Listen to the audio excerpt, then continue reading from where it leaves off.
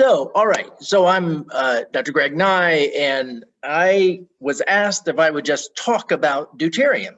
Adrian, who owns the HydroHealth company, he had heard that I have been doing research in deuterium, and I'll be the first to admit that there are certainly people at the conference who have much more clinical experience with deuterium.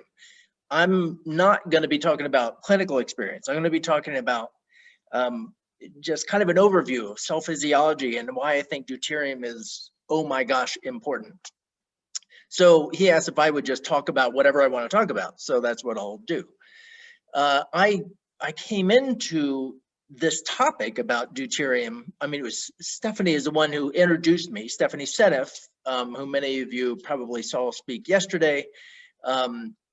And she and I have been kind of wrestling with a model of the cell and how to understand cancer in terms of adaptation, because we both come from this perspective that cancer is far too complex of a process to think that it's simply an aberration or good cells gone bad. That cell is up to something, and trying to find a comprehensive model for what that is about. And of course, having done a lot of work with sulfur, which she introduced me to, and then I got obsessed with that. And of course, it's becoming more clear how important sulfur is in all of this. But once then, I was introduced to the idea of deuterium and its role in cell physiology. It was one of those moments where, oh, this is all falling into place. And in fact, there's the model of the hallmarks of cancer, and which most recently updated, I think, in 2011, or I don't remember, but there are now, I think there are 11 different hallmarks of cancer, angiogenesis and invasion and all of that. What I think is true is that once we have incorporated the role of sulfur and its relationship to cellular water and deuterium and its trafficking within the cell, we can explain all the hallmarks of cancer either as a consequence of the disruption of the sulfur system or as an adaptation to try to fix the deuterium system. And so in our just researching and kind of working back and forth on this, Stephanie and I have just sort of come up with this language that we can talk about this with, talk about the deuterium system. So we call it the deuterium segregation system, which is running in parallel with what the cell is trying to do, whether it's, make hormones or proteins and all the different cellular processes that a cell goes through to be a liver cell or a lung cell or whatever kind of cell it is. While it's doing that, there is this parallel system happening that is making sure that during those processes over there, deuterium is never incorporated into any of the organic molecules being built, and that it is essentially segregated away. And just to, again, back up a little bit, deuterium is coming in from the outside in water, 155 parts per million on average. And it has to be kept out of the workings of biology. And most importantly, as a isotope of hydrogen, you can't have deuterium making its way to the mitochondria where it might then get funneled through the ATPase pump, because it will gum up that pump. It will bog down the energy production system. So deuterium has to get segregated within the cell. So it's going to come in via nature. That's just going to happen.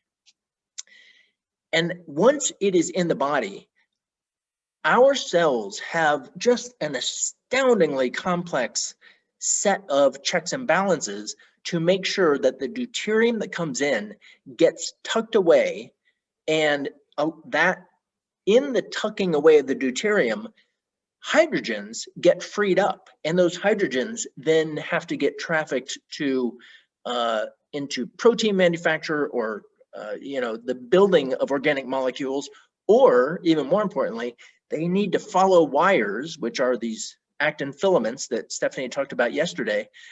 They need to follow wires that get them over to the mitochondria, where they can then come into the intermembrane space, and from there they drop down through the ATPase pump, making ATP. Then we have those hydrogens inside in the matrix of the mitochondria, where as part of the electron transport chain, not only are protons then getting pumped back out into the intermembrane space, but that process is also generating water. And the water that is generated is deuterium depleted water. There are very, very few deuteriums that are ever going to be in the matrix of the mitochondria, assuming the system is working right. So the water happening inside of mitochondria, it was made in the mitochondria. It's not being brought in from the outside, and it is deuterium depleted water. So in order for that energy production system to work, the deuterium has to be segregated. How does that happen?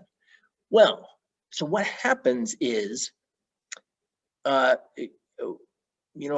talked a lot about the structuring of water that happens in the body, and by structured water, I mean it in a very technical sense. This is the exclusion zone water that Stephanie mentioned in her talk yesterday. So water forms this structured layer whenever it comes up against an electronegative surface, a negatively charged surface, which is everywhere in our body. And so we had a paper that she had referenced up there that explains how it is sulfur compounds that are predominantly providing the negative charge on the surface of cells, inside of cells, on the various kinds of membranes that are happening inside of cells. I mean, everywhere in the body, these sulfur compounds or sulfate in particular, are offering a negative charge that then that extended surface negative charge allows water to build up in a structured layer. And that is a gelled water. It's a gelled form of water. It has unique properties. It's not like liquid water.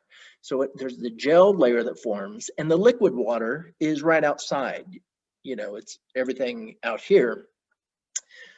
And what happens is, as this gelled layer forms, deuterium, the water that has a deuterium attached to it, is going to preferentially accumulate inside this gelled layer. And as that layer forms, there are an excess of protons because of the way water molecules are sharing hydrogens now inside this. So there's an excess of hydrogens. They get exported outside. So they're out here now. So we have an accumulation of hydrogens and not deuterium. So these hydrogens are the currency, the hydrogen currency of the cell. Those hydrogens need to get trafficked away. So they get carried to the mitochondria, they get transported over into the other cell structures, the endoplasmic reticulum, or the various places where proteins are getting assembled, so that those are the ones getting utilized in building new molecules or generating energy, not deuterium. The gelled layer traps the deuterium. So anything that leads to a destruction or a loss of the structuring of water within the cell is liberating deuterium into the cell. And there are lots of things that can contribute to that loss of structuring. And of course, Stephanie, lots of her work is around glyphosate and the role that glyphosate plays. But the other aspect of this, as a broad kind of looking at just the architecture of the cell and how it is working, so many of the enzymes that we have are very tightly designed, for lack of a better word, that they will only transfer when you need to transfer a hydrogen from water over to an organic molecule, for example. They will only transfer hydrogen. They won't transfer deuterium, or they only will transfer deuterium much, much more slowly. So the hydrogens are preferentially pulled off of water and not deuterium. Many enzymes, and to take just one example, catalase. So catalase quenches hydrogen peroxide that is generated, as in the process of lots of things. So catalase quenches that, and the byproduct is a water molecule. Catalase makes sure that that water molecule is deuterium depleted water. It's going to build H2O and not HDO, where there's one deuterium attached. All of the enzymes of the body in the various reactions that they're carrying out, they are all gearing toward the production of deuterium depleted water. So it's when the deuterium system, the deuterium segregation system, breaks down and more deuteriums are getting freed up out of this structured layering of water. Some of those deuteriums are going to end up at the mitochondria. They're going to fall through the ATPase pumps. They're going to gum the pumps up. They will generate a much larger number of free radicals because that's just what they do. And so now it's not making, the mitochondria are not making ATP in the way that they should. There's an accumulation of free radicals that are not getting adequately quenched. The mitochondria need to shut down. They need to shunt energy out so that this system can get taken care of. So, excellent, we have glycolysis. So then energy production can happen via glycolysis as needed. And all of these mechanisms come into play to get the deuterium system fixed. And there are lots of ways that that cells adapt to, they go through various changes internally that are happening within malignant cells that, seen through the lens of deuterium and sulfur, actually, because it's all working hand in hand. If we see it through that lens, it makes a lot of sense what is happening, why these things are happening, because you have to get the deuterium problem taken care of. And once the deuterium problem is taken care of, then things can get back to normal. You can, shift your energy pathways and all of that. I think that it makes a lot of sense why we would see then that, when I first became aware of, deuterium as a cancer therapy, it was kind of it was one of those, oh my gosh moments that, how did I not know about this? Because the evidence is about as strong as it gets in terms of what would be unfortunately called an alternative kind of therapy. Water, I mean, it's not all that alternative, but the utilization of deuterium depleted water in the treatment of cancer has about as much clinical evidence as any of the therapies that we are utilizing. And I mean, much more clinical evidence than most of the therapies we are utilizing. It really is shocking. And I know Stephanie made reference to a few of those studies yesterday, and there are many others. And in fact, what I think is true is that, in fact, I know this to be true, there is evidence, there are either, kind of reason to believe, or there are actually studies that will show that the use of deuterium depleted water is not only useful in cancer, but quite a wide range of diseases, neurological diseases, metabolic diseases, gastrointestinal. And of course, this makes perfect sense if we understand what cells are up to. Cells have to maintain that deuterium segregation system. They have to. Whatever the cell is trying to do, it's got to maintain that aspect of it. And so if that system breaks down, you're going to see pathology in whatever system of the body that breakdown happens, whether it's neurological or gastrointestinal or whatever. So my belief is that this is sort of the first time, and for years I've been in this, something about the way we're thinking about cancer and malignancy just it's not right. We're not getting something. We're missing something here, because this is a process that is way too complex and focused in its kind of the direction that it moves. And it has just, I found it maddening that I couldn't get my brain wrapped around a comprehensive model. And I feel like now, with deuterium coming into the picture and seeing the role of deuterium in both its negative impact and the positive aspect, positive being that deuterium helps to form that gelled layer of water, and we have to have that layer. It is crucial to have that layer of water. And so deuterium, nature in that nature way, it's found out a use to put that deuterium to, because as long as, with our drinking water, of course, we're not going to get away from it. It's always going to be coming in. You can deplete it down to very low levels, and I know with HydroHealth, they have 50 parts per million and 25 parts per million. Body water tends to be close to just natural water, 155. And again, Stephanie pointed out the various ways that we can eat that will ultimately lower the deuterium content of the body. But as a therapy, I think that deuterium has, certainly it has applications in cancer therapy. And honestly, the limitation that I find is that it's expensive. And that's because producing deuterium depleted water is a very intensive industrial process.